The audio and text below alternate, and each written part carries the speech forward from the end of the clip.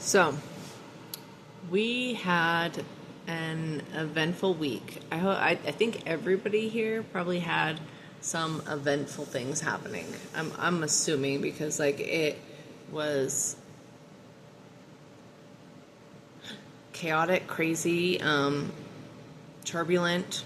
I would think of it like a turbulent because it was like a plane, flying, and it's like hit some turbulence and it kind of is up and down and shakes around and everything. Doesn't completely throw it off course. It just, jostles it a little bit. And so I think that was a big thing going on this last week. So maybe the last 2 weeks, I would say. I mean, it's been interesting. Everybody I know has had some kind of thing thrown at them and dealt with some crazy ass stuff. So that's my assumption.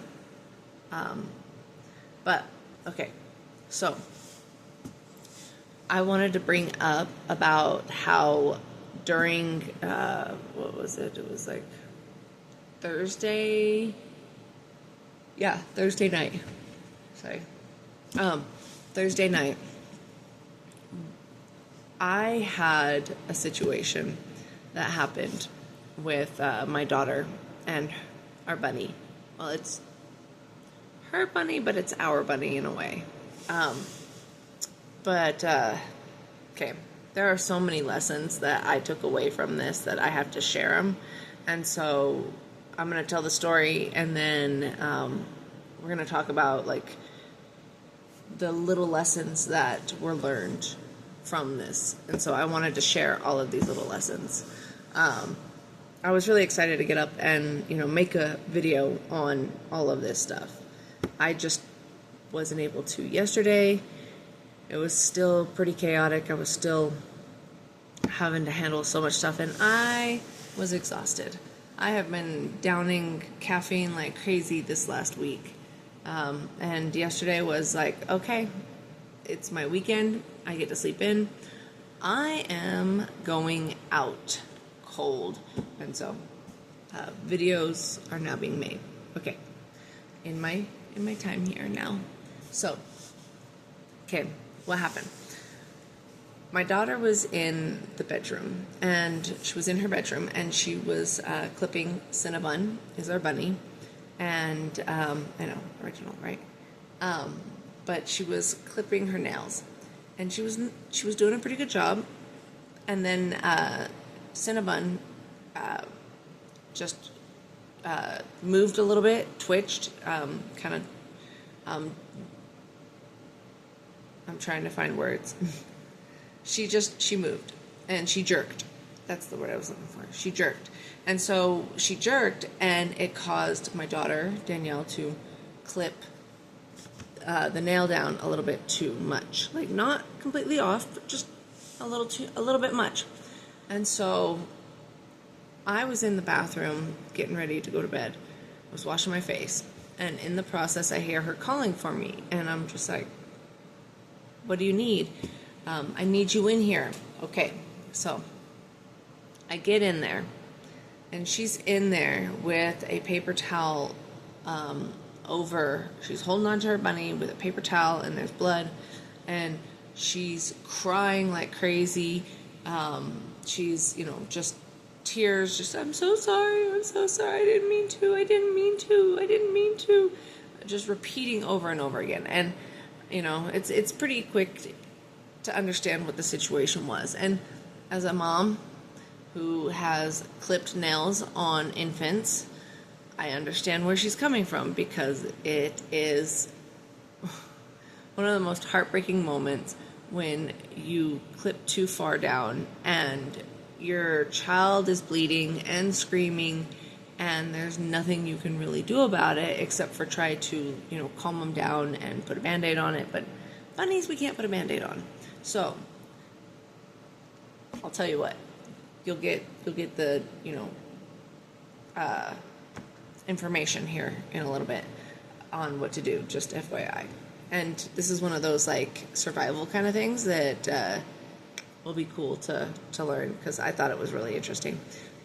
I mean, I don't know, you may like it, but I think it's cool. Okay, So I get in there and I assess the situation, and I see that she's, in no means able to understand what to do next, because she's like, what do I do? What do I do? What do I do?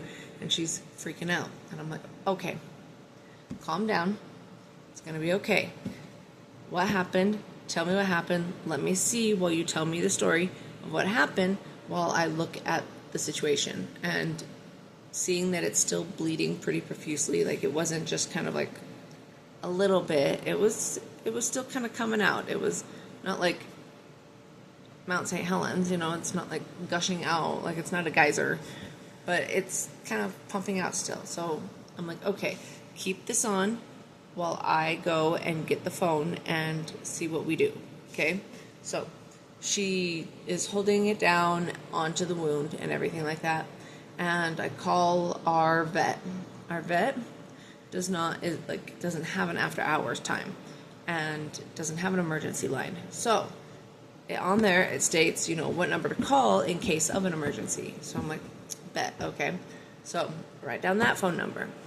And I call that number and get on the phone with them, and I tell them the situation, and they're like, oh, okay, well, you can have, these are your options, and, you can do this, this, this, or this. And I'm like, okay. So there's a thing, like a blood, like it'll stop the bleeding kit that you can get from like Walmart, from like animal pet stores and whatever else. Like, I'm like, okay, well, it's kind of late right now. I could go to Walmart. That might be our second, that's option 2. That's our second option, and she's like, but there's also another option that you can use at home. And I was like, okay, let's see if we have it and let's try it. So she told me about using cornstarch. You can use cornstarch to stop the bleeding, which I thought it makes sense because cornstarch is used in cooking to thicken things up. So why not? Why wouldn't it work? That's insane, right? I was like, for that one. But so with the whole situation, I got the cornstarch, and I in turn went back in there and I dipped Cinnabon's little foot into like the cornstarch a little bit, and then I would pick some up and I would put it on and around and kind of like all over the whole area, and then we kind of let it sit and wait. So we got it all taken care of. It got all, like, Bunny's still alive, Bunny's still kicking, it looks just fine, it's nothing wrong. It looks a little bit dry blood ish, and like a little bit, but nothing horrible. And so after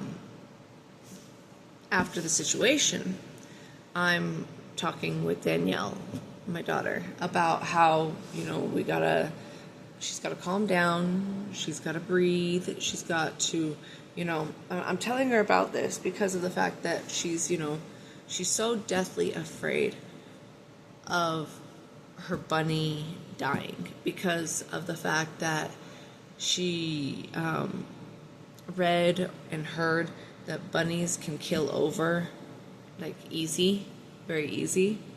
And so she's been absolutely terrified of upsetting her bunny to where it'll, like, cause her to die. Like, she's terrified. And remember, my daughter is 16, okay? But she's absolutely terrified of it because of the fact that, she has wanted a bunny for so long, and we just got this bunny. And so she's just like, she's my animal lover. She is my, mother hen, my empath beyond empath, that she, like, just loves. She has the biggest heart. She's just always taking care of other people. All of her friends, she takes care of all of her friends, that kind of stuff. So she's just a real caring person, and she does not want to lose this bunny. So I have to remind her, I'm like, hey, you have to understand that your bunny can feel your feelings. with you being upset and with you, freaking out, she feels that and she's going to react to that, okay? So you have to stay calm. You have to be calm. She has to feel your calmness, especially in a situation like this where it's a scary situation. So why I even bring that up is because that's something I learned myself in reading all of these books, What to Expect When You're Expecting. Whenever I was pregnant with my first child, with Emma, her older sister, I read everything I could get my hands on so that I could try and be a good mother. I read that, and it made sense because whenever your kid gets hurt, you overreacting is not going to solve the situation. Same with whenever, even now as kids right now, them being teenagers, if they make a mistake, you overreacting is not going to save the situation. Your emotions dictate how the situation's going to go. So, you getting angry and getting pissed off at a situation isn't going to make the situation better. So, why I bring this up as well is the fact that I witnessed it at one point whenever her older sister had fallen down the stairs and bumped her head at the first duty base that we were stationed at. And I took her to the hospital and got an MRI, and we found out that she had an arachnoidal frontal lobe cyst in her brain, and we had to make sure that it was benign. So we had to get a second scan later on, a year later. So when we went to go get the second scan, when we were at the hospital, and they have to put her under, and they have to make her, fall asleep and everything. And what they have to do is they have to put an IV into her arm, and the nurse that was doing it for her was horrible. I mean, I felt bad for the nurse more than anything, because she got it in, but it somehow came out. I don't know if Emma moved and it came out and she had to redo it or something like that, or if she accidentally pulled it out while she was trying to tape it down. I don't remember completely what happened, but it came out. And so the nurse had to put it back into Emma's arm, or she had to poke her so many times. Whenever you're getting blood drawn and you've got a nurse that doesn't know what they're doing and they are just poking you and stabbing you constantly over and over and over again, and you are just stop, go find someone else. That's what they were doing to her, and she was crying, the nurse and my daughter, because my daughter was crying, and I was comforting her, and then the nurse is crying because she feels bad because she's hurting her, and she's like, I'm so sorry, feeling guilty for it. And so I'm standing there and I'm just trying to soothe her. I'm telling Emily, it's going to be okay. You're okay. Just stay calm. It's fine. I've got you. We just got to get through this, okay? We're going to be okay. Just being very soothing and calm to her because of the whole fact that I understand that if I get upset at the nurse, if I freak out at the situation, it's not going to make it better. Me getting upset is not going to make the nurse get any better at poking her in the arm. So it's the same kind of concept with my daughter. We were talking about it that night and talking about how she needs to, breathe and stay calm and work through that so that she doesn't, so that Cinnabon does not pick up on those emotions, so that she will stay regulated, because Danielle's regulated. And the same thing goes with anybody in our lives. I mean, we can transfer that into anything, whether it's a stressful situation at work, whether it's, having to deal with a really poor situation with our family, whatever it may be. Letting your emotions dictate the situation will only cause more problems. So I wanted to share that. And also the fact that, what was it that we were talking about? The whole situation, I'm trying to think, what else was it? The whole situation was really just, it was a learning lesson for her, for Danielle, in the fact that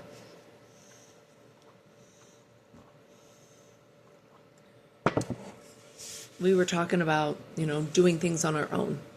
And, she sat there and she was just like, from now on, I will come and ask for help when it's time to cut her nails, because one person can hold her and another person can cut the nails. So it was a lesson in, and believe me, I'm still working on those lessons myself, okay?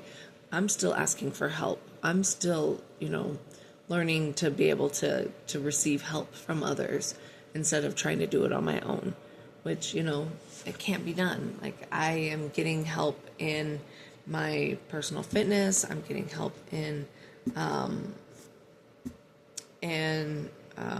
my coaching in my business and setting up, and here for YouTube, I am getting help in my writing, all of that kind of stuff. I am getting help with learning how to do these things better, and so that I can be a better person. So it's and people that actually have this knowledge and can help me, get to where I want to be. So that was a lesson that she also learned, and it also was like right in my face as well. Like, hey, she's also learning this lesson. Like, I'm also learning this lesson. And then there was also she just felt so bad about the situation. I mean, she felt so guilty about how it happened and what happened, and I mean, she was so upset. She was so upset. And I get it, because like, you hate hurting other people. I mean, this is why, like, even with my own anger, because I have a lot of repressed anger, I will go and I will be off on my own, and I will take time to be alone and deal with my emotions and try to, figure out what's bothering me and why, and, diving deep into understanding what's triggering me, so that I don't have that anger on other people. I don't lash out on other people. I don't, I don't say things that I will regret. So I have systems in place for whenever I feel angry, I have to stop and I have to breathe and I have to go work out, go do other things, so that I don't give into it. Same goes with like the whole guilt and everything like that. Letting that guilt control you.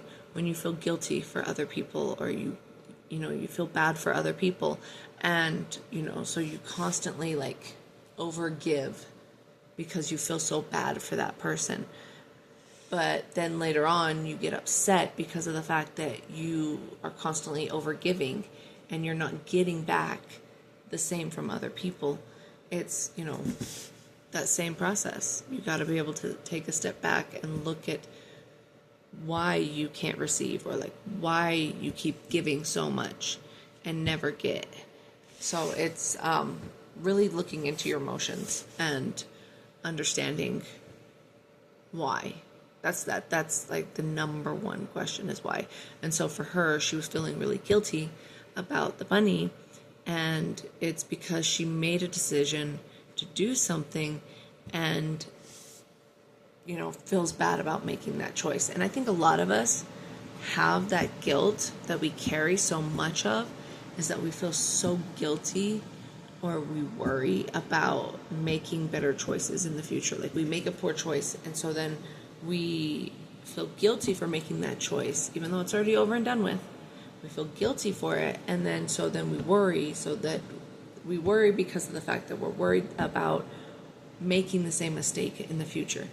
But the thing about it is you can eliminate those two things by, one, realizing that it's an accident and that the intention behind it was never malicious, and apologizing profusely and doing everything in your power to fix the situation. That helps the situation. And then on top of that, making a plan for the future for not to prevent you from making that same mistake again. So you're taking action and you're letting go.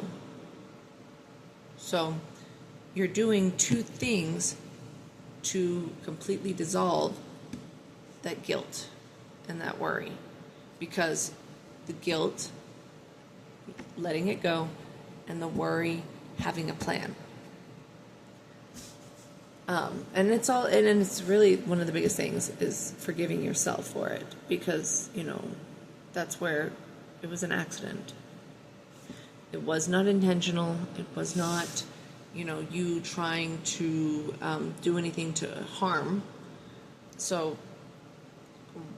why is it still important to hang over your head and carry and berate yourself for? If the other person has forgiven you, then you should be able to forgive yourself as well. So that was a really deep lesson that we learned this weekend. And I'll also share in another video about our follow-up conversation where we talk about forgiveness and worry and guilt and go deeper into that, because of the fact that, it's one of those things that she was still feeling it the second day, and we really went, further in on talking about the whole situation and stuff like that. And so I will put that in for the... I swear, I'm done. I quit. I'm done. Lord. But I